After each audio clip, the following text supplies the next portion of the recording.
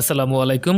কালবৈশাখী হতে পারে ৮ বিভাগে ৩ দিনের সতর্কবার্তা জারি। দেশের ৮ বিভাগে আগামী ৭২ ঘন্টায় কালবৈশাখী হতে পারে বলে সতর্কবার্তা জারি করেছে আবহাওয়া অধিদপ্তর। আজ বুধবার বিকেলে এই সতর্কবার্তা জারি করা হয়। এই ঝড়ের সময় বজ্রপাত ও শিলাবৃষ্টি হতে পারে বলেও সতর্কবার্তায় বলা হয়েছে। আজ বিকেল ৪টায় এই সতর্কবার্তা জারি করেন আবহাওয়া অধিদপ্তরের আবহাওয়াবিদ মোহাম্মদ বজলুর রশিদ। তিনি বলেন, দেশের ৮ বিভাগে বিচ্ছিন্নভাবে কালবৈশাখী হতে পারে।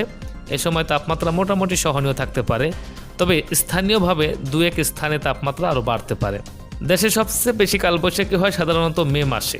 তো মার্চ থেকে মে মাস পর্যন্ত হওয়া বজ্রঝড়কে কালবৈশাখী বলা হয়। এই ঝড়ের একটি বৈশিষ্ট্য হচ্ছে এই সময় বজ্রপাত হয়, আবার শিলাবৃষ্টিও হয়।